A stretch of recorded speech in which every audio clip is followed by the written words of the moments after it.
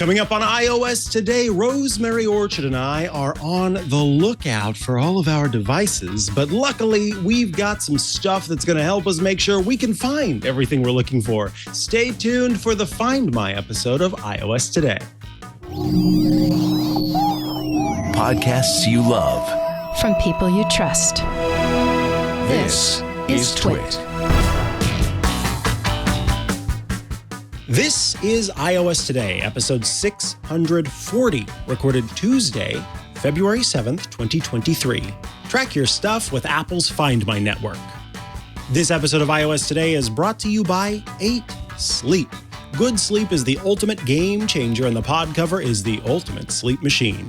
Go to 8sleep.com/iOS to check out the pod cover and save $150 at checkout. 8 Sleep currently ships within the USA, Canada, the UK, and select countries in the EU and Australia. And by ACI Learning. If you love IT Pro, you'll love ACI Learning.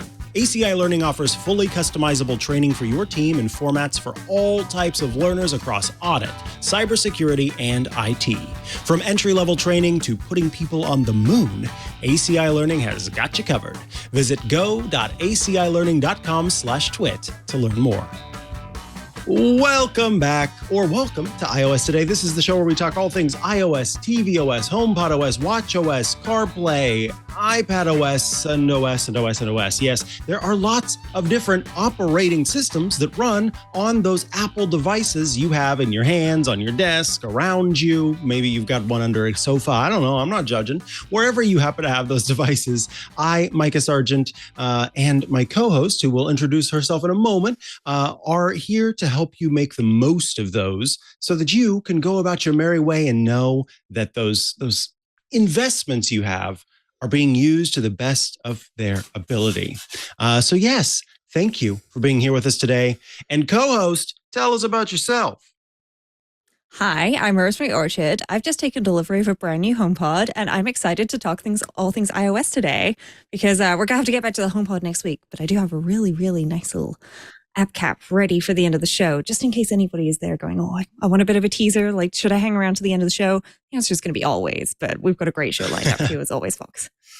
Beautiful. So we had actually planned on covering this topic for quite a while, as not only has Apple itself sort of improved upon and iterated on the Find My experience, but also more companies have come out with more devices that work with the Find My network. So let's start with that, the Find My network. What are you talking about, Mikah?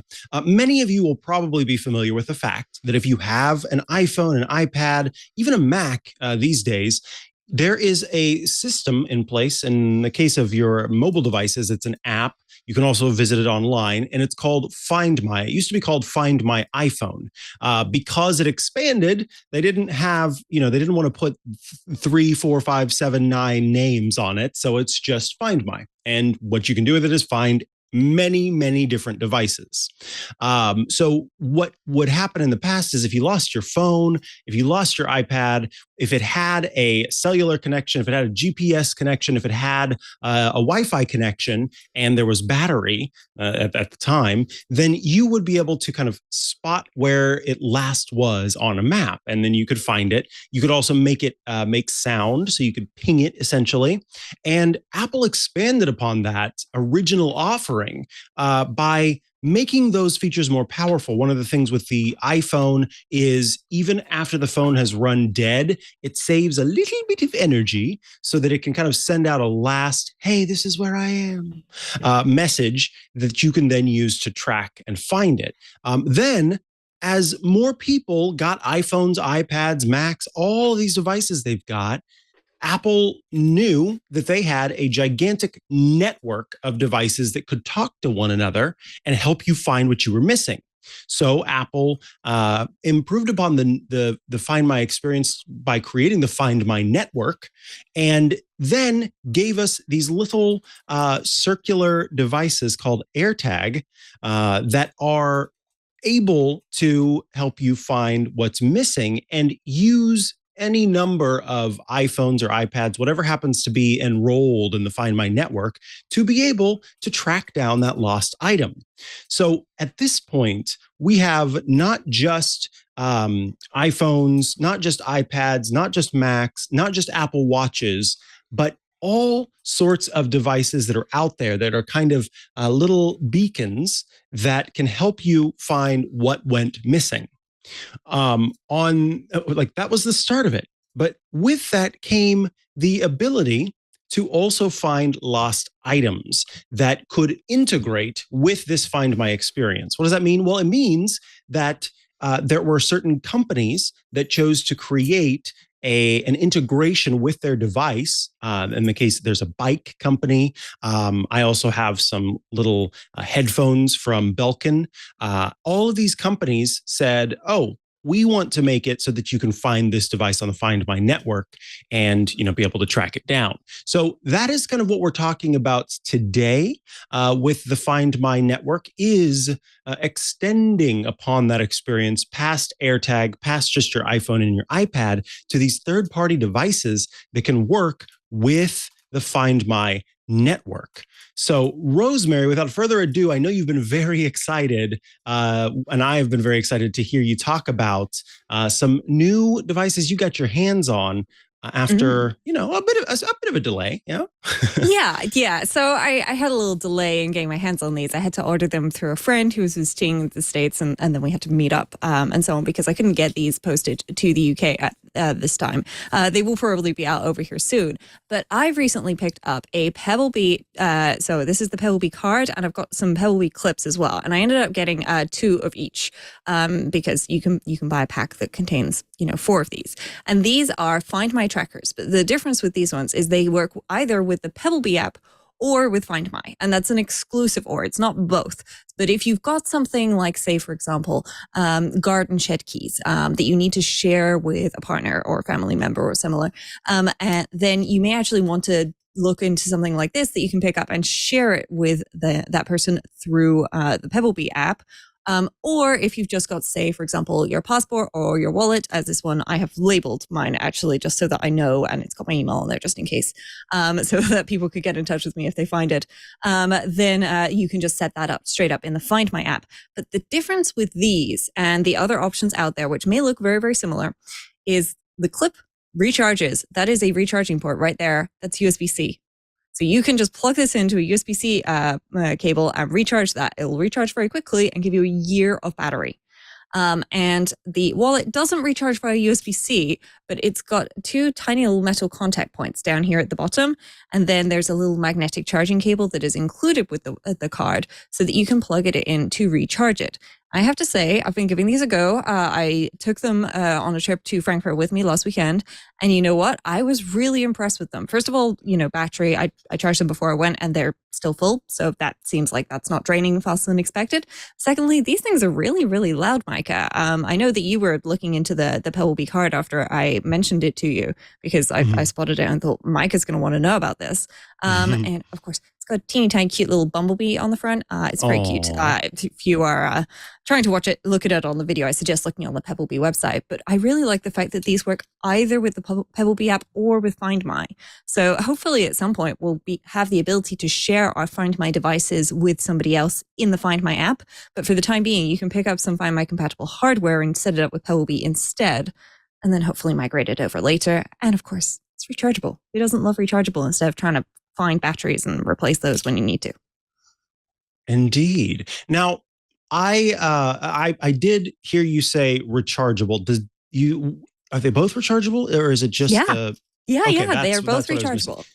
Yeah. That is interesting, because it's not typical that the very thin devices that you have also offer the ability to recharge them, and so they can end up becoming kind of one-time use devices. Now, these tend to last a long time because they do one very specific thing, but with that, you do sometimes run up against those limitations of, for example, not being able to replace the battery or recharge it in some way. And I'm hopeful that in the future, because of the continual improvements with wireless charging, that we will see these kinds of devices get even, the ones that are currently not rechargeable will eventually get to that point. Now, you've set these up.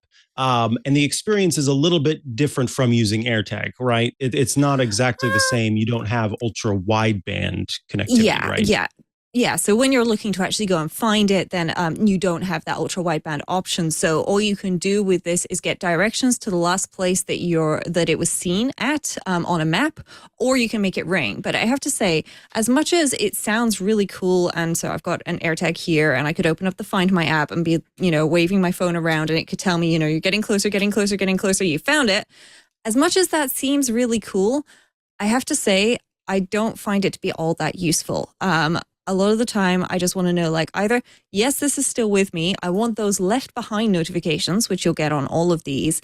And on top of that, I just want to be able to say, beep, because when it's beeping, I can find it. I find often with the ultra wideband, doing the pan around to try and find it. If it's not on top of something and it's kind of maybe buried in my bag or something, then it's going to take my phone a really long time to connect with it and figure out where it is. And I'll spend some time walking back and forth between rooms, where it's popping up on my screen, trying to find a stronger signal. Move your phone around, and it just feels like that takes a long time. And genuinely, the thing that I need most is this is either in my purse or wallet for you Americans, or I've got another one in my passport. I just want to know if I've left those behind. That's what I want. If this is somehow suddenly no longer with me, I want to know about that the second that happens. And that's what you get with these. And as you said, Mikah, you can recharge it. I just picked up the charging cable just for folks in case they're curious. So it's a charging cable. It's got some metal pins on it, and then you just magnetizes on there, and that's it. The other reason that I have for buying the 2-pack of these, or the 2 cards and the 2 chips, is because then I have 2 of these charging cables. You can buy replacement charging cables for $5 from Pebblebee. To be clear, you get the USB-A ones included, and then you can buy USB-C ones instead if you prefer. But I thought if I buy 2, then I get 2 charging cables, and one can live in my travel stuff, and one can live in my little basket of miscellaneous and necessary cables that I keep next to my desk. It's one of those things where you don't have the ultra wideband, but has that actually been useful to you so far if you've had an AirTag? And if not, would you maybe trade that for the ability to just plug this in and recharge it at any time instead of picking up something else, which we'll get to in a moment. But unfortunately, once the battery in this is dead, this has to be thrown away, which win some, lose some. Indeed. So, I wanted to mention the one that I got. Eufy, during CES, announced that they were going to be creating a card that you could track. Interestingly, you are able to set this up both in the eufy Security app and as a Find My card. So I don't know if they've got 2 antenna. I don't know what's going on there where they're able to do that. But this is the eufy Security SmartTrack card, available for $29.99 as well. And it has on the front of it, there's a little button, and it says eufy Security, and then there's the little 3 holes that are the speaker for actually making the sound. And on the back, there's a QR code that you scan. If somebody finds it, they can scan that and be able to get in touch with the owner. The scanning feature requires the use of setting this up in the Eufy app. I actually do not have this set up in the Eufy app. I just have it set up with Apple's Find My, and it works just fine that way. Now, with this, the reason why I'm very fond of this, and this is one option that is not rechargeable. So you buy it, it lasts for about 3 years, and then it's dead. So at that, you're paying $10 a year for this, and then you got to get a new one. But when I compare it to Nomad's option, Nomad, a former sponsor on the network, who has made some really cool devices that integrate with Apple's own AirTag. So this is a card that you put an AirTag in the middle of. It just kind of sockets into the middle, and it is quite thick. So because of that thickness, it does not fit in the wallet that I use. This is very much a troublesome, or would be a troublesome inclusion for me to slide into any sort of wallet, or frankly, even a bag. It's just, at this point, I would just want the AirTag all by itself. But this eufy security card is about the size of two cards stacked on top of each other. It's incredibly thin. And that thinness is something that I actually can use as a wallet card, which is something that I was looking for in this situation that, up to this point, I had not seen. So I've been very impressed with that part of it. Now, again, it does not have ultra wideband connectivity. There's no ultra wideband chip in it. So you aren't able to zone in exactly using Find My. But what you can do is have it make that sound. And because it works with the Find My network, then again, other phones or tablets that are part of the network are able to track it down.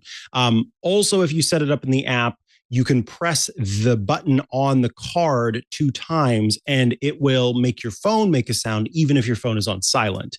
It does that because the eufy security app has a feature that essentially bypasses any silence feature that you have. So you set that up within the app, and then pressing twice makes the phone light up. So if you've got the card and you're trying to find your phone, you can do that. Or if you've got your phone and you're trying to find the card, then you can also ping it that way. Now, one of the handy things about being part of the Find My network, and this works with the Pebblebee that Rosemary was talking about, or this eufy security card that I'm talking about, is the left behind notification. So that if I walk away without my wallet, then I will get a little buzz on my phone that says, "Hey, you left your wallet, right?" And then I can go back and grab it because I, forgot it. And it's funny because this morning I could not remember where I put this card because I have had it in a bag waiting to show it for the show. And I went to that spot, couldn't find it. And I remembered that I actually did end up using it officially whenever I took a trip to San Francisco recently.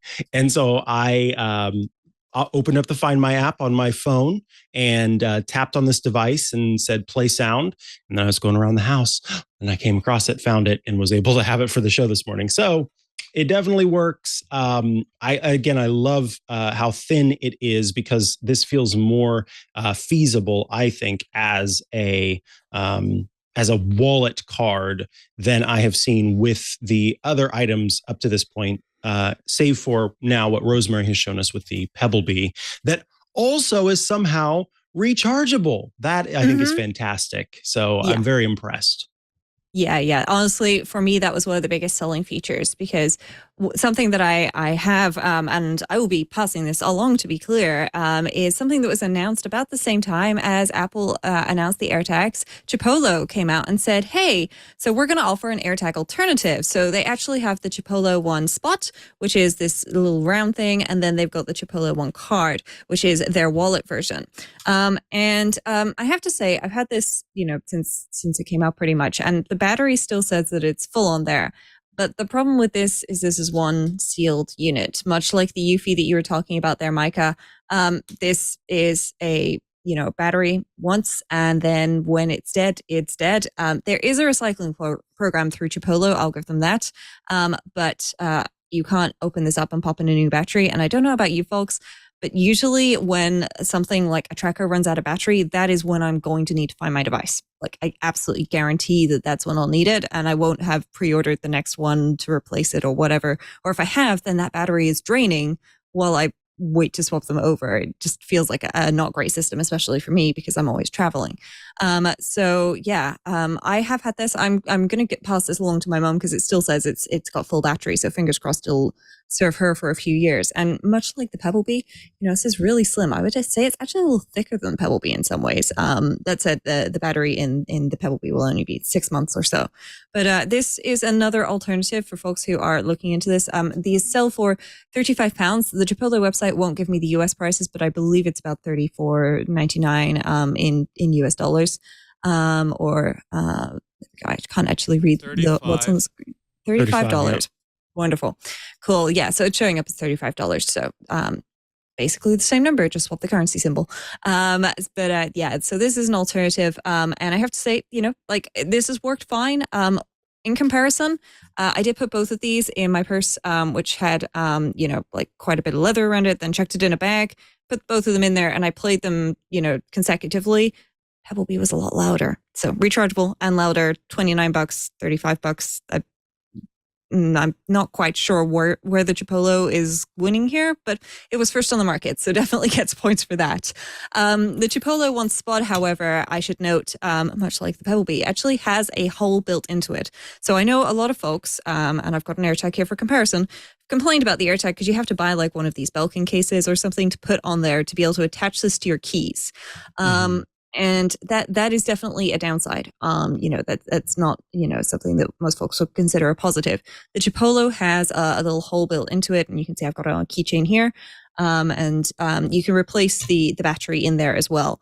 Just like everything else that we're talking about today that isn't an AirTag, this doesn't have a U1 chip in it. So, there's definitely, that trade-off, but as I mentioned before, I haven't found it to be super helpful. It'll say something's about 6 foot away and I'm sitting on top of it. And then it changes its mind after I start moving. And that's it. Yeah. Yes. That's kind of been my experience as well. It's not as slick as I would want it to be. And so I don't end up using it too often. And the sound is enough in almost every case. I suppose if you were in a situation where it had perfectly been positioned in a memory foam sofa or something, so the sound was just completely blocked out, and the only way to know where it was using those features, then it might be a little bit more helpful. But yeah, I've not found that to be as slick as I would hope it would be. Yeah. Yes. There has just been a question in the chat room, which James has asked, which is this flexible enough so that if you sit on your wallet, it won't crack? First of all, I would advise generally don't sit on stuff with batteries in it and like bend it, because that's just not good. But this is the Pebblebee, and there is a certain amount of flex to this. Like it's not a case of like I can do origami with this, but there's a little bit of flex to this card. And the Chipolo is also a bit flexible, not that flexible. Yeah. It looks like, Mikah, you are doing a little better with the eufy, but I'm also trying to be really careful because I don't want to accidentally, explode a lithium battery in my hands. Exactly. Sounds like a bit. Yeah. Ultimately, you've got a little bit of a fire starter in your pocket, so not a great idea. And hey, now I'm reminded of one of the few references to Seinfeld that I actually know, where the guy has a wallet that he keeps in his back pocket, and it's just messed up his back, and the wallet is just full of junk. Back pocket for a wallet, not. You know what? You do you. But perhaps it's not a good idea to have a fire starter back there. Yeah, I will say if you sandwich any of these devices like in between other cards, like what I do is I'll pop this like behind my driver's license or similar, so that it's quite like near to what would be the front on any of these. Then it's probably going to be somewhat protected by the other cards around, which will help. But of course, you don't want to squash it too much because there's a little speaker in here that you're going to want to make some sound with. And also, by the way, interesting fact, Mikah, every single one of these that I've tried, all of them make different sounds when you ping them. So the AirTags will do their bit sound, and then everything else does different sounds at slightly different pitches as well. So if you struggle to hear the AirTag, maybe because the higher pitch is not so great with your hearing range, then it's definitely worth investigating the other options. Yeah, here's what the eufy card sounds like. And so I have opened up the wallet, the Find My app on my phone, and I'm going to hit play sound, and here's what it sounds like.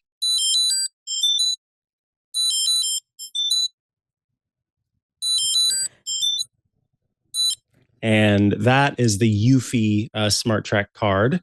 If Rosemary would like to share one or more of yours. I'll try the Pebblebee. Hopefully it won't come through quite as much static as occasionally yours did there. Oh, reminds me of birds. Yeah, So what I quite like is this has actually got quite a good range of sound. It goes up and down audibly within that range. I also have the Chipolo here. I'm not quite sure where the speaker is on it. It doesn't conveniently have two little speaker holes. So I'll just hit play on this one and hope for the best. Oh, yeah. Oh, that one's dramatic. Yes, it is very dramatic, I have to say. These things have all got stuff in common where they do tend to be slightly dramatic. But I'll just play the Chipolo ONE Spot as well for comparison purposes. I believe it's the same sound actually, but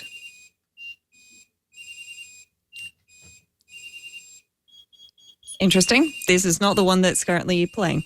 I know where it is. That is the other Chipolo. That's the other Pebblebee that's on my keys out there. I just played the wrong spare keys because I have too many pairs of spare keys. I've got my parents' spare keys and I've got my spare keys. And of course, this one is actually that one right here. So there we go. It's the same sound. Yeah. Interestingly, it's they tend to share the same sound across different Find My devices. So the Pebblebees have the same sound, and the Chipolos have the same sound. I've got a couple more options, and you've got one more as well, Mikah. Yeah, I just wanted to mention because folks, if you haven't purchased one of these, if you've been thinking about purchasing one of these, I wanted to give everybody an understanding. So this is the iPhone leather wallet with MagSafe that Apple sells. It is a MagSafe wallet. It thwacks to the back of the phone, and it has a little NFC chip in it so that the phone can kind of read it and know what it is, that it's there, that it's stuck to the back of the phone, and then can know when it has been detached. Now, the important thing to understand about the iPhone leather wallet with MagSafe is that it does not work in the traditional way with the Find My network. So when you have other devices that are part of the Find My network, you can go in, you can play the sound that comes from them, you can find directions to where the item is, you can enable a lost mode. There are all of these features that you have to be able to track down the missing item. The iPhone leather wallet with MagSafe does not have all of those features. The only thing that it can do is it will make a note and will notify you when the wallet is detached from your phone. So if it accidentally becomes detached, or if you purposely detach it and you're out somewhere and then you go away, it will essentially create a temporary pin on your map for that location so that you can then go back and find it there if that's where, in the hopes that that's where it is. When it became detached is when you lost it. I find this kind of annoying because when I'm home, I detach this from my phone because I don't need to have it on my phone, and I keep it in my bag. And frankly, most of the time I keep this in my bag. I don't actually have it attached to my phone for the most part. It's only whenever I just want to take my phone and my wallet with, my items in it that I actually attach it. But the second it's detached, then it does pop up that notification and say, hey, this has become detached. So if you're hoping to be able to track it down using the kind of magic of the Bluetooth connectivity that will ping the different Find My devices that are nearby, it does not have all of that. All it does is make a note of whenever you've detached it and use that as a means to help you kind of retrace your steps. So just be aware of that before you buy one of these. I'm hopeful that Apple will eventually come out with one that has the true Find My built into it. It'd be great if it charges by thwacking to your phone. That would really, I think, take it to the next level. But as it stands, it doesn't do all of that. All it does is let you know, hey, this became detached at this point. This is probably where it is. All right, round us out here, Rosemary, with your last couple of picks. So for my last two picks, I've been on Amazon recently, and I've just been poking around going, what is there that's available cheaply, readily available in the Find My network? Because a bunch of, no-name companies have been coming out with their own iTags, as they're often called. So this one actually, when I went to add it, actually called itself an iTag. So clearly somebody's been borrowing Apple's branding there. And this one's actually from Ayato. And then I've got a different one here, which is from ATUVOS. So the Ayato is $13.99 and the ATUVOS was $17.99. And just like the other ones that we've talked about today, these don't have the U1 in there.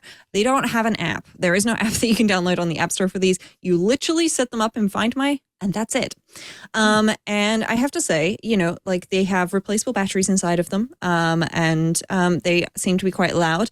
But I'm really pleased to find that, these do actually just work. Like I bought them, I set them up, and that's it. And I've also somehow yet to manage to run into that limit on the number of devices that you can connect to Find My, which is good because I've got some kind of tracker for every single headphones case that I own. I own a fair few pair of headphones, it turns out, or like big over-ear ones that I usually use for podcasting.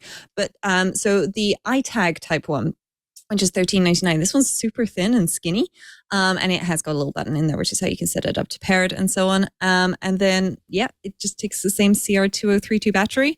And ATUVOS is a little bit chunkier and bigger. It's a sort of diamond shape with a hole in the top. And again, it just sets up and works. And this is $17.99. So if you are looking for maybe a replacement for something like tile tags or similar, especially those that you might have had on like kids' keys and stuff like that in the past, then I definitely recommend checking out what's available on Amazon. I picked these up on Amazon UK, but I found Amazon US links for both of them. So, have a look around. I'm pleasantly surprised that I can get something that works in the Find My app for less than $15. $14. Yeah, that's exciting. That's like, it does not have U1, but it does everything else. It will do the notifying you when left behind in the app, all of those things. So definitely worth checking out if you like. I did find a black version of the iTag on Amazon US rather than the white version that I'm currently holding. But yeah, these have got even like holes in the top so that you can just attach them straight to your keys instead of buying a case for them. So worth considering if you are looking for something like this that you can set up with, multiple spare pairs of keys around the house. AirTags, they're great, but they're for $99 or $29 pricey. Each. So if you are just looking for something a little cheaper and you just kind of want the sound and to have an approximate location on a map, especially something like your luggage where you just need to know, like, is it somewhere nearby or is it not somewhere nearby and I can just go sit down and wait for my luggage to appear, you'll be fine with one of these. Yep, I agree. That is exciting, and I'm glad to see that it's kind of expanded, that there are more devices available for people to check out. So that is a little bit about how you can use third-party products to track your stuff with Apple's Find My network. Tell us about the different products you've picked up that you're using, or maybe you're just sticking all with Apple's AirTag, or maybe you don't have any of these at all and you feel like, you know what, I don't need to track my stuff. I know right where everything is. I'd like to talk to you because I'd love to hear your tips and tricks on how to do that. But in any case, if you didn't get some inspiration, I hope you got some, again, it's always nice to say, oh yeah, I know about that. I've had that. And other people are saying that that's the one to get as well. That always feels nice. All right, folks, it is time for a quick break so I can tell you about our first sponsor of iOS Today. And that is 8 Sleep. Goodness gracious, do I love 8 Sleep. Good sleep, as we have said for quite some time, is the ultimate game changer. And the pod cover, it's the ultimate sleep machine. Consistent good sleep can help reduce the likelihood of serious health issues. It can decrease the risk of heart disease. It can lower blood pressure. It can even reduce the risk of Alzheimer's. I have got to tell you, I have been kind of amazed by the number of people who, upon hearing our conversations about 8 Sleep, have gone and purchased one themselves, and then they tell me about it, and they're like, how have I never had this? Why didn't I have this up to this point? Why didn't you tell me about it sooner? Hey, it's not my fault. I'm doing my best here. You gotta, take that step yourself. If you struggle to fall asleep, if you wake up in the middle of the night like I do, or perhaps you argue with your partner over the thermostat, well, the 8 Sleep pod cover works hard all night long to take care of all of those problems you're having. It can improve your sleep so you don't have to be the one worrying about it. I used to wake up in the middle of the night all the time, so hot and so just miserable because I'm a very warm sleeper. I don't know why, but it's just the way I am. And so I would have to get up in the middle of the night, go cool down, come back to bed, and finally be able to get back to sleep because I got to have the covers over me, no matter what. Even if I wish I didn't have to because I'd get too warm. Well, the 8 Sleep came along and absolutely changed everything because even with the covers over the top and even whenever the temperature in the house might be a little warm, I am sleeping cool as a cucumber thanks to the thermoregulation that's built in to my pod cover. The pod cover fits on any mattress and allows you to adjust the temperature of your sleeping environment so you get the optimal temperature that gets you the best night's sleep. It features dual zone temperature control so you and your partner can set your sides of the bed exactly as you want them. You may sleep cooler or warmer than your partner, as cool as 55 degrees Fahrenheit or as hot as 110 degrees Fahrenheit if somebody likes it cozy. Somebody's the heat miser. Based on your biometrics, the environment, yes, it will actually feel the temperature in the air as well to determine how it should cool or warm your side of the bed. And also keeps track of your sleep stages. Using all of that information, the pod cover makes temperature adjustments throughout the night that limit wake-ups and increase your percentage of deep sleep. The incredibly important stage of sleep that is all about restoration and rebuilding and repairing that stage is so important to us. And the more you can get, the better. As we age, our deep sleep decreases and decreases and decreases. And scientists have long looked at that as a means of attacking the problem that is aging and to see if there's something that can be done there. So deep sleep, super important. We need it. In addition to its best-in-class temperature regulation, the pod cover has sensors that track your health and your sleep metrics without the need to use any wearable devices. So every morning I can pop in and see how well I slept the night before and also get some ideas of trends to try to determine, hey, I didn't sleep well last night because I did this right before bed. You ate something right before bed, so your heart rate was higher. Any number of different adjustments that you make in your life can then impact how you're sleeping. Better sleep. This is the health habit that you're going to love sticking to night after night. There are some health habits that are like, oh, do I really have to do this? But better sleep, oh my goodness, you need it. So wake up fully energized with the pod cover so you can tackle whatever life throws at you. Go to 8sleep.com/iOS. When you do, you'll save $150 at checkout on the pod cover. 8 Sleep currently ships within the USA, Canada, the UK, select countries in the EU, and Australia. That's 8sleep.com/iOS. Change your life with sleep. 8sleep.com/iOS. And thank you, 8 Sleep, for sponsoring this week's episode of iOS Today. All right. Let's kick things off with there's an iMore piece kind of covering the recent conversation that Alice Chan, the product marketer, had in Men's Journal, as well as Matthew Costello talking over on TechCrunch, Apple's vice president of hardware engineering and operations.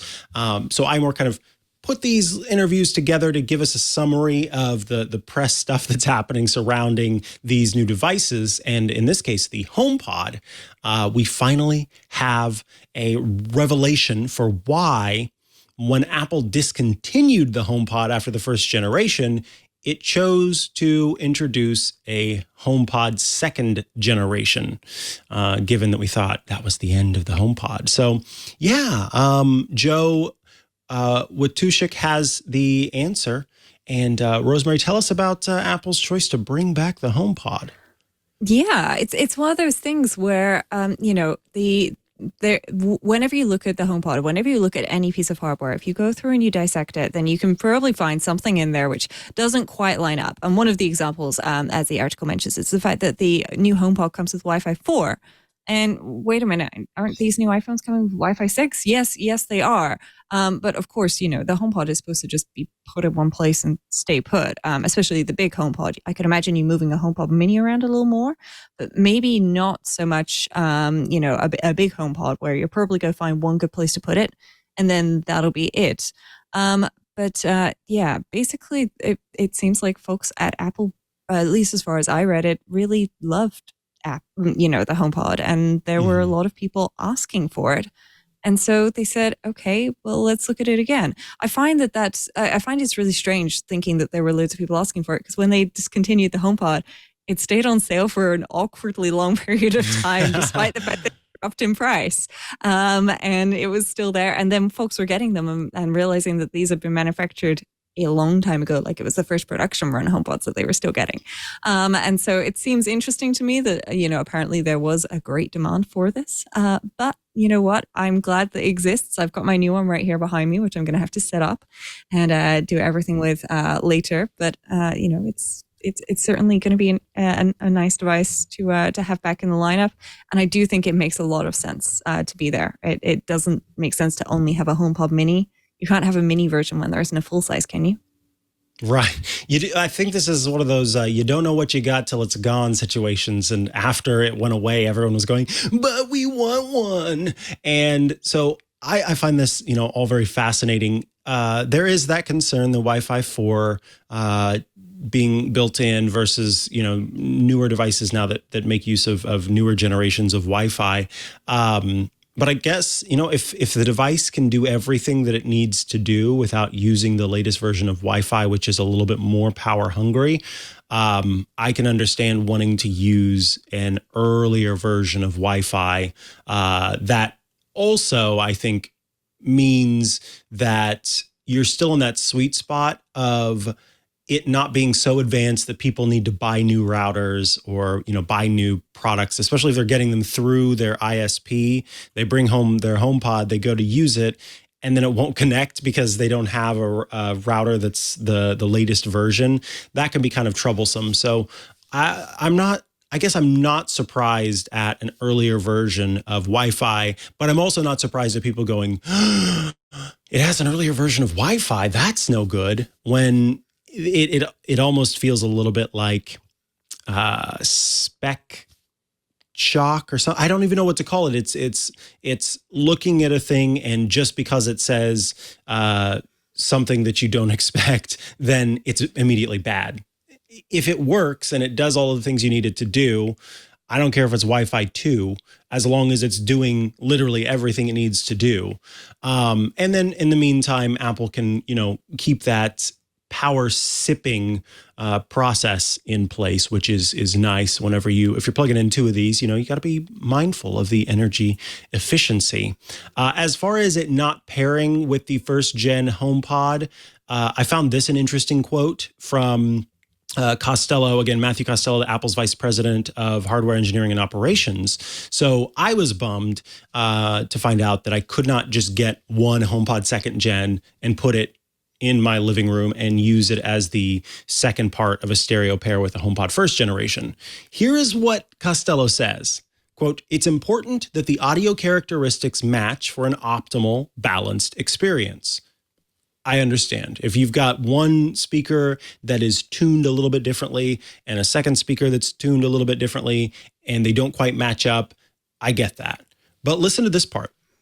"The new HomePod delivers immersive, room-filling sound users love with even more detail, clarity, and layers than the original HomePod. So we wanted the acoustical imaging to be as pure and consistent as possible from generation to generation." Now, the HomePod first generation has more hardware, sound hardware built into it than this new second generation HomePod does. So it's interesting that Costello is saying that the new one has more detail, clarity, and layers, which I would assume means that they are feeling very good about their software/firmware process for processing the sound and playing it back. Because folks might remember, if they've ever either had or played with a first-gen HomePod, you plug it in and it makes this wong sound that kind of reverberates out, and then it can sense where it is in a room, how the sound comes back at it, and then use that to adjust how it's playing out. If there's a newer chip in this one that has better sound processing and acoustical engineering, then that might be what they're saying results in more detail, clarity, and layers. But then when we look at the reviews for this HomePod second generation, you hear a lot of folks say that it is, quote, comparable, unquote, to the first generation HomePod, with the implication that it is not better, but is nearly as good as the first gen HomePod.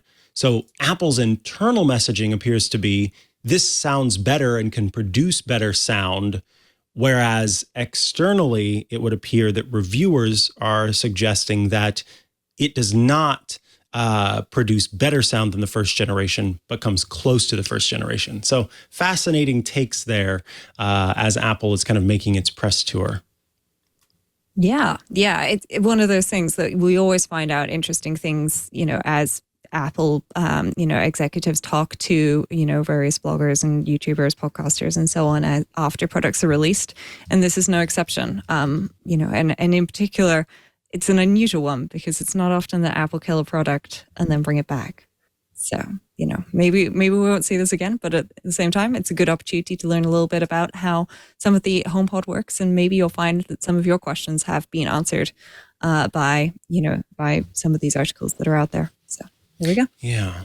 Now, I was just talking earlier about how I wish that I could take my wallet, my Apple MagSafe wallet, and thwack it to the back of my phone, and then it would charge the wallet that had Find My built into it. What that would require is something called reverse wireless charging, which is available on many an Android device, including this Pixel 6 that I have here. If I turn it on this Pixel 6, I could take a wireless charging device and put it on the back of this phone, and it would charge that device. Apple had been rumored to be making this a feature on the iPhone. I think it even goes as far back as the iPhone 12, but we never got it. And then we definitely thought that it was going to be coming in the iPhone 14, but we didn't get it. 9to5Mac has an exclusive that says, according to their sources who are familiar with the matter, Apple had planned to do it with the iPhone 14 Pro, but even though it did not ship, it was not ready, it was not up to what they wanted, it will be coming because Apple's developers are pressing ahead with making that possible. I'm curious, if it's going to be my iPhone can charge my AirPods. That's how they will show it. This is the big feature. Or if they will end up doing some special accessories for it. So, yeah. Would you be excited about charging stuff with your iPhone? Yeah, I already charge my MagSafe battery with my iPhone at times. Sometimes I'll plug the power into the MagSafe battery. Sometimes I'll plug the power into the iPhone. It will always charge the iPhone first and then charge the MagSafe battery secondarily. But we do kind of already have this for one product. Hopefully, the fact that MagSafe is sort of becoming part of the new cheese standard is going to actually help with this so that, Apple will be able to include those magnets and make this into a standard, and then everything will just work with everything else.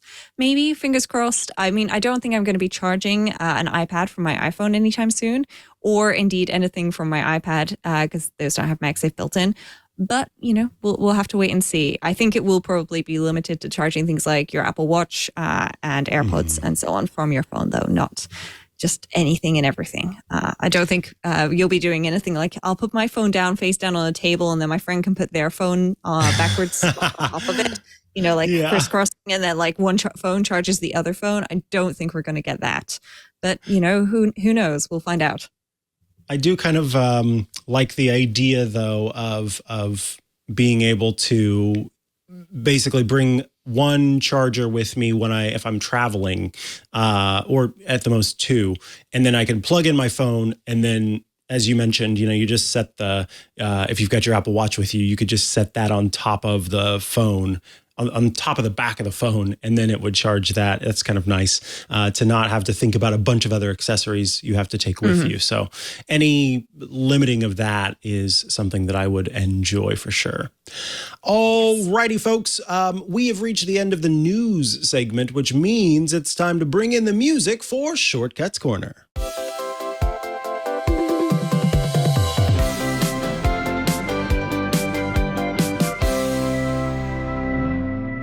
First, it's time for a little bit of announcement.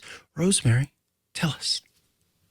I've been working really hard along with Joe Kissel of Take Control, and we have a new version of Take Control of Shortcuts out. So I already updated Take Control of Shortcuts to version 2, but version 2.1 is out, which is covering all of the iOS 16, iPadOS 16, macOS Ventura new features, as well as talking about what app shortcuts are, and working on some awesome new examples of things that you can do with shortcuts. So waking up with AirPlay and customizing the Ultra button on your Apple Watch, if you've got one of those, or the action button on your Apple Watch Ultra. So if you have been waiting for that update, then you should go check that out, because if you've already bought version 2, then it's just a free update. And if you didn't already buy it, there's no increase in price. You can just get it for that $14.99 price. So there we go. Beautiful. All right. Our first, and everybody go buy it now. Immediately. If you don't already have it, go buy it. Our first, you're hearing that from me. Rosemary didn't make me say that. I'm telling you, you need it. You want it. It's great. All right. Ian has written in to Shortcuts Corner. Ian says, love the podcast. I am looking for help with a shortcut on my Mac. I have a folder with many subfolders. Each subfolder contains different files. I have written a shortcut to go through each folder and move files with a certain extension to another folder. What I would like to do now is to delete the folder if it is now empty. If it still contains files with another extension, then I want to leave the folder as it is. There is a way to do this in AppleScript, but is there a way to do this in Shortcuts? Many thanks, Ian from Chicago. All right. Yeah, I was going to say this feels like a scripting thing, but you could do it in Shortcuts too? Yeah. So you can absolutely do this in Shortcuts. And it's one of those things where you might think, this is something I might not want to do all that often. But the fact that this can be done is always a great thing. And if I can find the right button, then I can even show you my iPhone as I talk about this. There we go. So what I did for this, I created a folder called iOS Today demo to represent Ian's top folder. And then I've got a folder called Not Empty folder, which contains just a single icon in there. And then I've got Empty folder, which cunningly, this folder is empty. This folder contains no items. I named it so confusingly to really make it difficult for all of you folks at home to keep track of what's going on here. And then I went ahead and I made a shortcut. Now, Ian, don't worry, I've made this on my phone, but this will work on your Mac as well. So what I'm doing is I'm starting with getting the contents of the folder, the iOS Today demo folder. Okay, so just to be clear, that's this folder here that contains two folders, my empty and my not empty folder. And then it will go through each of these items. Okay, and so it will check with the contents of the folder. So if the folder itself, and what I'm doing specifically is I'm actually using, and I'll just set this up again. If I'm just saying, being a little silly. But basically, I was getting the file extension. Okay, so what I will just do is I will just modify this a second just to add a little text action in here, just to show folks. So what you can do when you're repeating through every file or when you're looking at files, and I'm just going to insert the repeat item in here. When I tap on this, then it should give me the option, which it's now not doing because Shortcuts is being a little silly. Then it should give you the option to get the properties of that. So I'll just force quit Shortcuts and hopefully, fingers crossed, it will then let me do this as it was working about 5 minutes ago. There we go. I can get the file extension. Perfect. So by getting the file extension, this is not foolproof, to be clear. I'm aware of that. There are files that do not have file extensions, and that's something that's totally okay. But what I'm doing is I'm getting the file extension. I'm going to assume, based on the fact that Ian's moving things around based on file extensions, that a lot of these files probably do have a file extension. So I'm saying, hey, if it doesn't have a file extension, let's pretend it's a folder. And so then I am using the property of the file path and getting the contents of this folder. So the folder that is inside our top level folder. So as I go through the folders or the contents of the iOS Today demo folder, I'll go through not empty folder and I'll go through empty folder. Okay. And then I get everything that's inside of that folder. And then if the contents of this second folder do not have anything in there, then I delete that first thing that we're going through with a repeat loop. And that's it. Very, very simple. Now, you can toggle on in the extended options, and I have not done this because I don't want to break everything. You can toggle on this delete immediately. I would recommend maybe instead of using the delete action to start with, that you actually use one of the other actions available from files, like to rename this or something, or just back up everything first and make sure, just in case I've gone a little too crazy and I'm deleting something that I shouldn't have. But this did work perfectly in my tests. And so I will just run this and it should, it's having a moment. That's what happens when you're running a beta operating system, folks. But this did work before the show where it was going through and then it deleted my empty folder for me. So I had to recreate that a couple of times with everything in. But fingers crossed, Ian, this puts you on the right track because what you can do is you can just count those files in the folder and say, hey, if there's nothing there, then it's not empty. So there we go. Enjoy. Beautiful. All right, up next, Doug writes in and says, just wanted to drop a line and let you know that you have inspired me to do a talk on iOS shortcuts at this year's Trenton Computer Festival. The festival is in its 4th year, and this year is returning to in-person, but will also be virtual. And then Doug has included a link. It's tcf-nj.org. Doug says, my talk is on Saturday at 1:30 p.m. EDT. I don't know if you do videos for the pet tax, but here's one of our cat Linux doing tricks. Linux does tricks. This is exciting. Oh, yes. So we've got a video here from Doug, and given that this is a virtual conference as well, the Trenton Computer Festival, maybe we could tune in. All right, here's Linux, the tuxedo cat. Come on, Linux. Good girl. Aw, Linux is so cute. One more. Up. Oh, girl. Yeah, so for folks who are listening and not watching, Linux is like a tuxedo cat with a beautiful white star on her forehead. And she is, there's a treat above her head, and a lot like a dog, is actually getting up on her hind legs and grabbing that treat. And it's very impressive. And hello, Linux. Hello, Doug. Folks, I would assume, can probably tune in to watch on, again, Saturday, 1:30 p.m. Eastern Daylight Time, tcf-nj.org. Yeah, and the festival's in its 47th year. That's impressive for a computing festival. I'm, really glad to find out about more of these things. And good luck with your talk, Doug. I'm sure you'll do a great job showing folks about shortcuts. Break a leg. All right, let us take a quick break for another sponsor, this time a studio sponsor. It's ACI Learning, who are bringing you this episode of iOS Today. You may have seen occasionally we'll have the ACI Learning banner appear at the bottom of the screen. That's because ACI said, hey, you know what we're going to do? We are going to become a sponsor of the network. And in doing so, we get to celebrate ACI Learning and IT Pro. And also, we are thankful to them for what they have done for us. So, IT Pro brings you engaging, entertaining IT training. We've talked a lot about that. IT Pro is part of ACI Learning.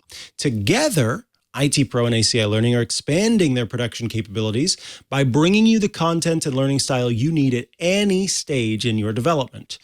If you are after individual training for yourself, or maybe you lead a team and you want to make sure that the whole team is trained, ACI Learning and IT Pro have got you covered.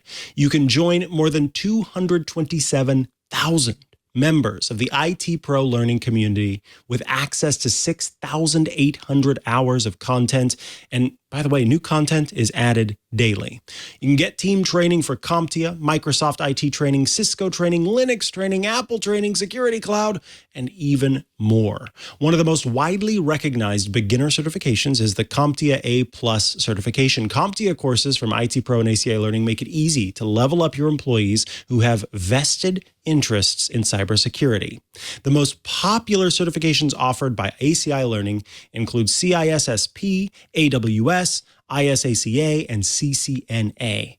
Those of you who are in the know are going, oh, they do that. Oh, they do. Oh, that too. Other in-demand tech skills and certification courses offered are technical support specialist, computer user support specialist, information security analyst, and so much more. Certifications show more than proving a skill set. They also let your customers see that you are committed to keeping your organization up to date. And ACI Learning and IT Pro are with you every step of the way. With an IT Pro business plan, ACI Learning offers fully customizable training for your team. You can track your team's results by managing your seats, assigning and unassigning team members, accessing monthly usage reports. You can see metrics like logins, viewing time, tracks completed, and more. You can easily manage those teams, so you can manage those subsets of users by providing them with customized assignments, monitoring progress, reporting on usage on the platform. Those assignments can be full courses, so if you want them to kind of pick up a whole new course, or if it's just, hey, this is something I'd love for you to work on, you can drill in and get those individual episodes, and you will get full access to advanced reporting as well, immediate insight into your team's viewing patterns and progress over any period of time with visual reports. Respected companies and government agencies around the globe turn to IT Pro and ACI Learning year after year to help them maintain their competitive edge, supporting organizations across audit, IT, and cybersecurity readiness. ACI Learning keeps you and your team at the top of your game. From entry-level training to putting people on the moon, ACI Learning has got you covered. Maintain your company's competitive edge with ACI Learning and visit go.acilearning.com/twit. That's go.acilearning.com/twit. And for those of you looking to start today with a standard or premium individual IT Pro membership, use TWIT30 to get 30% off. Thank you, ACI Learning. Thank you, IT Pro, for sponsoring this week's episode of iOS Today and the studio. We do appreciate you. All right, we are back, and now it's time to head into the feedback and questions. Todd writes in, Dear iOS Today, thank you so very much for the NetAtmo weather station and the EcoWit weather station. You really hit it out of the ballpark with those two. I like NetAtmo's stuff because it looks really good in the home. As a bonus, I found NetAtmo also makes a standalone air quality monitor, which I've also been looking for. For now, we have SAF AeroNet 4 Home, wireless indoor air quality monitor for home, and temperature and humidity monitors. Please see the attached photo. They are both really good. However, NetAtmo offers a more elegant solution that also has an app and is only one device instead of having to have those two. Thank you for all the information on your shows. I get a lot out of them. I would love to tell you all about all the smart tech we have in the house because no matter what, my lovely wife says, yes, it is a contest. I do believe I have squeezed more tech into this 1,200 feet squared house than anyone else. Sincerely, Todd. So yes, remind us, Rosemary, about this original question. Yeah. So Todd wrote in episode 638, and we answered him with some recommendations for some weather stations that he could get. And so I've got NetAtmo here in the UK, and I've got an EcoWit station at my parents' place in France. So I recommended both of those, and Todd appears to have gone with the NetAtmo, which is a lovely option for folks who are curious. They're just sort of little silver modules that you can plug in around your house. And then they've also got the AeroNet ones as well.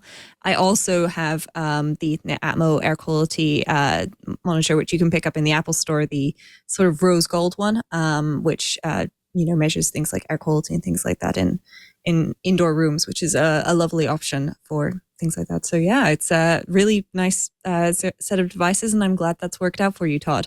I may have you beat, though, on the number of smart devices in that yes. space. Well, like per square footage, I'm pretty certain like the tray in my living room actually is probably like the most dense option or like, source of smart devices that have at least yet to be installed anywhere on the planet. But aside from that, I've probably got quite a few. We should maybe, have a rundown at some point, Mikah. What do our smart homes look like? Because I know you've got some really cool stuff set up.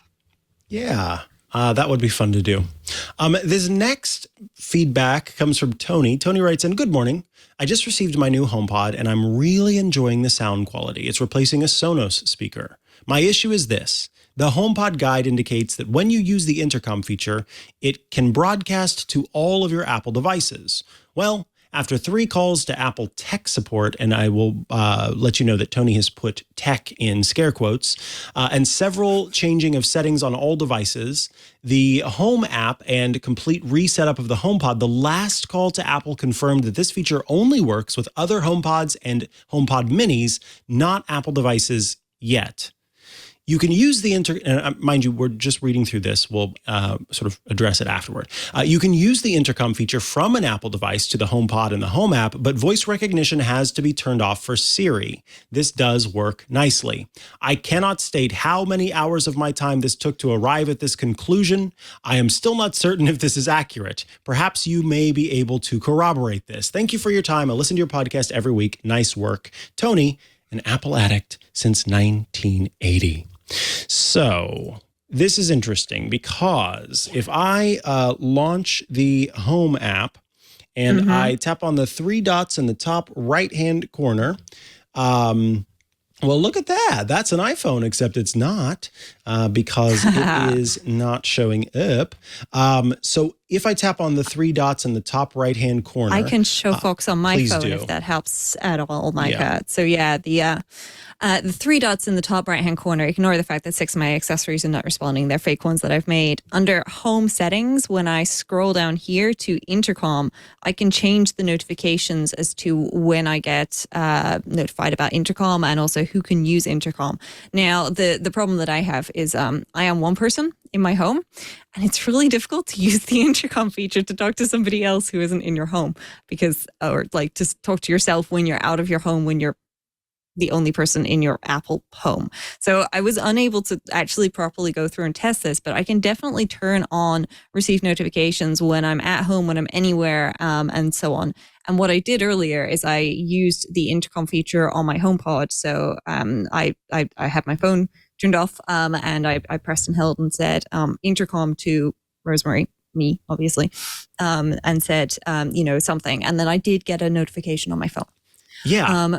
So this worked for me, but I think it depends on how you're doing the intercom, because I know that you can also do like intercom to zone. Zones in Apple terms are groups of rooms. Where do I find that? Because I've now forgotten where this is. There we go. If I pop into the settings for an actual room, then I can change it to be in a particular zone. So I can have, I have an automation zone and I have a main zone. But if you lived in a house, you might have the first level and second level, or ground floor and first floor, depending on where you are in the world. And so on. So you can intercom to a specific zone, you can intercom to specific rooms, and if you intercom to a specific person, then it should send that information to that person. But it'll even work with experimenting. Yeah, it'll even work with CarPlay. So you can, it'll pop up on CarPlay. We've included a link in the show notes to a support document. I think you should look, Tony, at your settings that we just showed you in the app to see if you've got it set up so that it will play you'll get those notifications no matter where you are. It could be that location is causing the issue, but in any case, the support document will have what you need to know. So I am afraid that what you were told / what you've come to, the conclusion that you've come to, sounds like that's incorrect, because Rosemary and I both have been able to receive intercom message on our phones, and according to Apple, it works for the Apple Watch. It will let you send again to the to CarPlay as well. So yeah, there's no reason that it should not be working on all of those unless there's some setting somewhere that's messed up for you. As far as what support said, your theory that you said, I'm still not certain if this is accurate. Yeah, it is not accurate. Yeah. It is. There is just one thing I want to mention, which pops up every so often. Depending on which Apple devices you have, you may actually not be using the right device to set your location, which, especially if you've only got notifications on your device when you're not at home, when you are at home, would then potentially be part of the problem. So in the Find My app, you can actually choose which device to use for your location. And I've gone into the Settings app, gone to my Apple ID and gone to Find My, and I can see that it's using my location to share from this device. Okay, so it says my location, this device. If it does not say this on your iPhone, then I would recommend that you pop into the Find My app and you update which device is being used to set your location, because that could definitely play into part of the problem. This is especially common with folks who have, like an iPad that's kind of like a family iPad that they've set up under their Apple ID, and somehow that gets set to being their location, so they're always at home. But they aren't because it's using the wrong device. So double check that one as well to make sure that that's correct, just in case, because all of this stuff ties in together. And it's amazing how complex this can all be when you're trying to find what exactly the problem is. Absolutely. All righty, folks. Up next, we've got our app caps. We will be doing our app caps up next. All right, play that music. It's time for App Caps. This is the part of the show where we place caps atop our head in honor of our app or gadget picks of the week. These are the apps or gadgets we are using now that we want to share with all of you. And in doing so, we, again, put silly things atop our heads to say, hey, you know what? You're great and you deserve to be honored. So let me quickly place my cap atop my head while Rosemary Orchard, you tell us about your app or gadget pick of the week. And of course, describe the cap you're wearing for those who are listening in. Yes. So the cap atop my head is not a cap. It's a headband. It is a Disney Minnie Mouse ears headband because I used to work at Disney and I love having this headband around. I've had it for a very long time, but you know what? It's one of those things. It's easy to wear and it's not going to mess with my hair for later, which is good because I have to go to my ballet class. But my app cap today is a tip because we get this question a lot, and I've recently found that there is a solution to this, which is using those ambient sounds that you can play on your HomePod, such as ocean sounds or similar, in an automation. Yeah, you can do that now. So what I'm going to do is I'm actually going to add a scene in the app, in the Home app. So I just tapped on the plus and gone to scene, and I'm just going to call this one ocean sounds. Now, I won't bother setting up the icon for this just because it'll take a little too long and I don't really want to do that. But I am going to scroll down and select my HomePod minis in the bedroom. And then what I'm going to do is I'm going to tap into play audio, which is the option that pops up after I've selected a HomePod or a HomePod mini. And so if you tap into this, then you can actually choose audio. And right here underneath Apple Music, there we have our ambient sounds. And I can select ocean. There's also other noises for forest, night, fireplace, stream, rain, and white noise. But I'll just select ocean. And then I can also even set a custom volume for this, which I'm going to just crank down a little bit because I like to use this to go to sleep. And then I can actually just say, I'm going to save this. And that's it. That scene is done. So now, if I want to, I can even use this in an automation. So I'm going to do that. I'm going to create an automation. I'm going to say at a particular time of day. So I'm going to go with 10:30 at night, which is 22:30 in European 24-hour time. And I'm going to have a condition when I'm at home because I don't want this happening when I'm not at home. And then I will just scroll down and select my ocean sound scene. And then I can even choose to turn it off. And I will turn that off after an hour. So my HomePods in my bedroom are just going to play ocean sounds for an hour at 10:30 every evening. And that's it. This is something that you can do with the HomeKit app.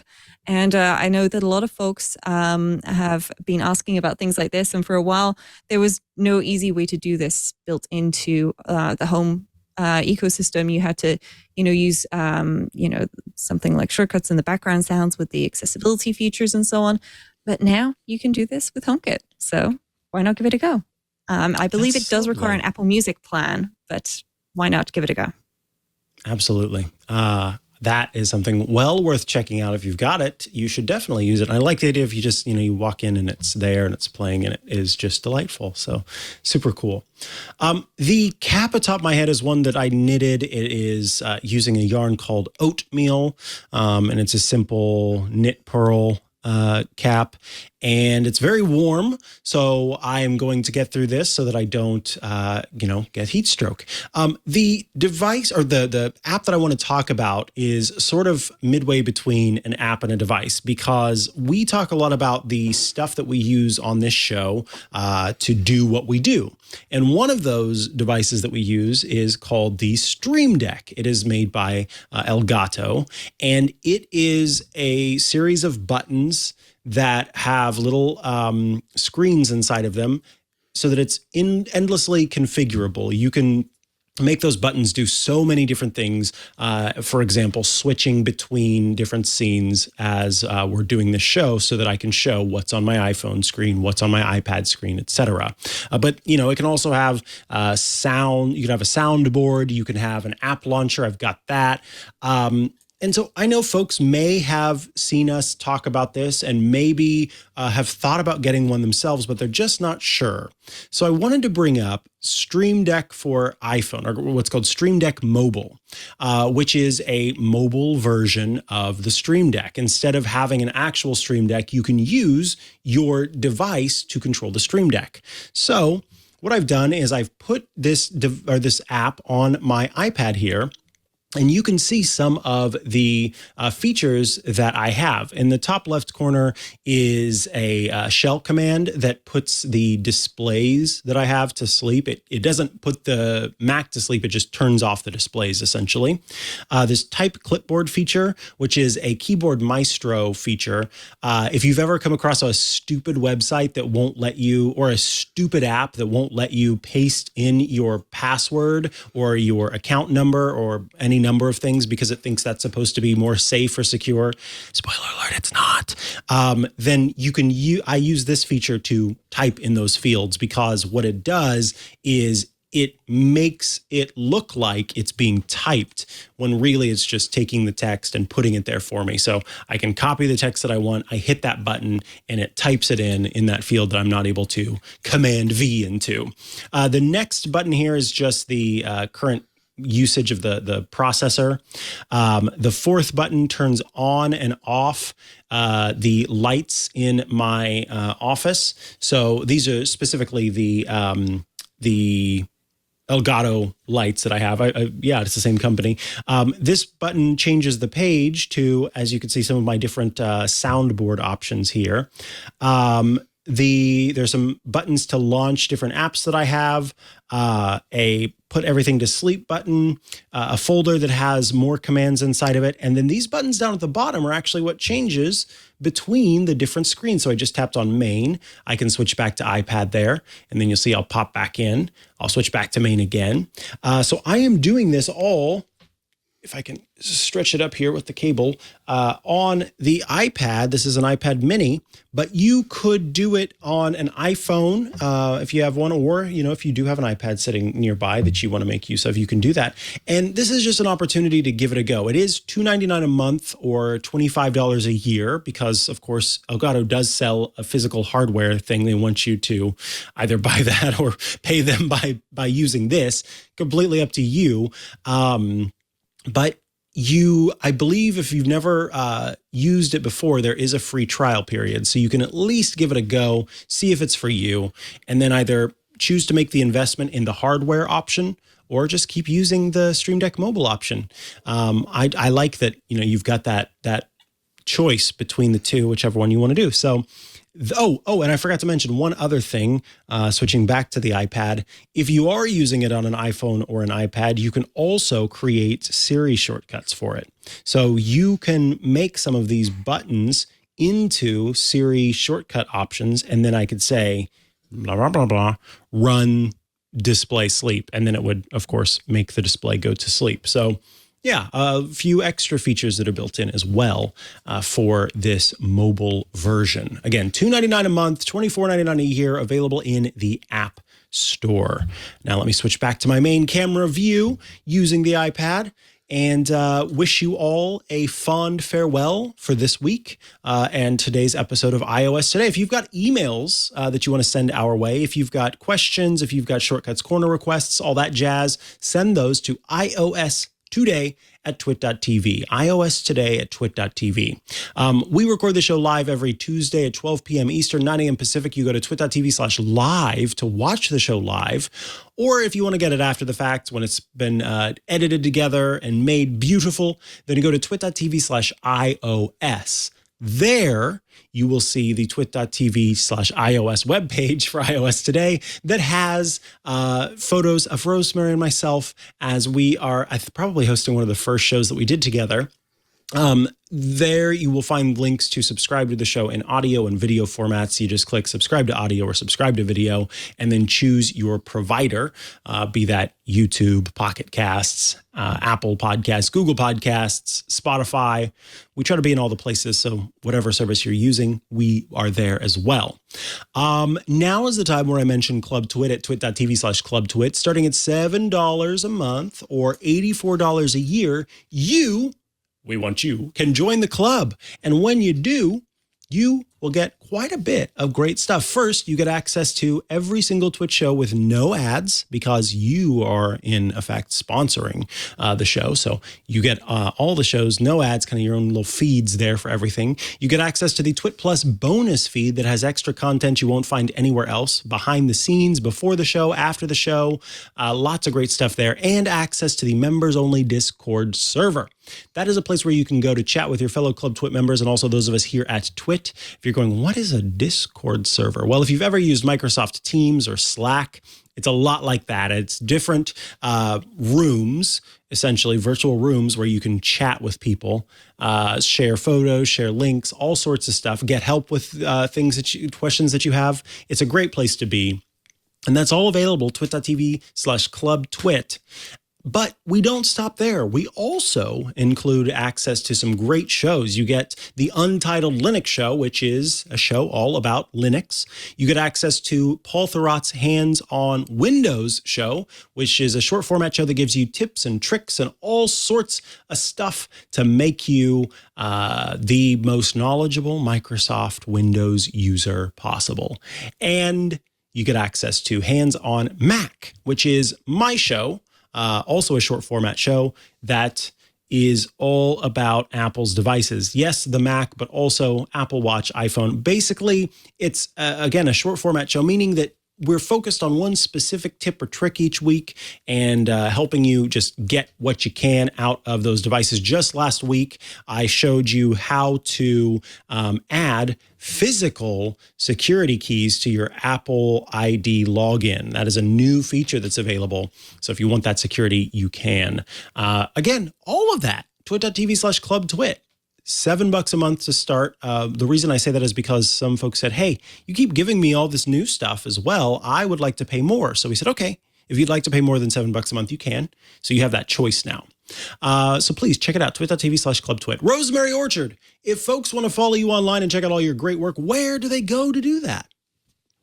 The best place to go will be rosemaryorchard.com, which has links to all the things that I do all around the internet. Of course, you can also find me hanging out in that Club Twit chat room on Discord, which is always great. The iOS Today listeners and watchers are indeed especially lovely folks. And I'm also on social media. I am Rosemary at snailedit.social on Mastodon, where you can find me, or at Rosemary Orchard on micro.blog. And Mikah, what about you?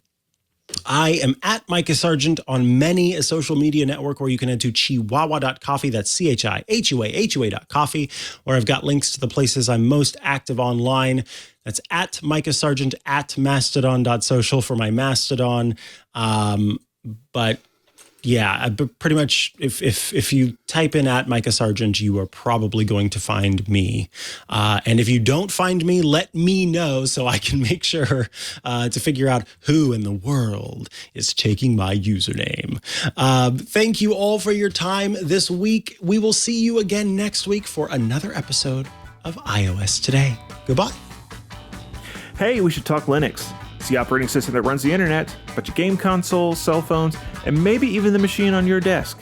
But you already knew all that. What you may not know is that Twit now has a show dedicated to it, the Untitled Linux Show. Whether you're a Linux pro, a burgeoning sysadmin, or just curious what the big deal is, you should join us on the Club Twit Discord every Saturday afternoon for news, analysis, and tips to sharpen your Linux skills. And then make sure you subscribe to the Club Twit exclusive Untitled Linux Show. Wait, you're not a Club Twit member yet? Well, go to twit.tv/clubtwit and sign up. Hope to see you there.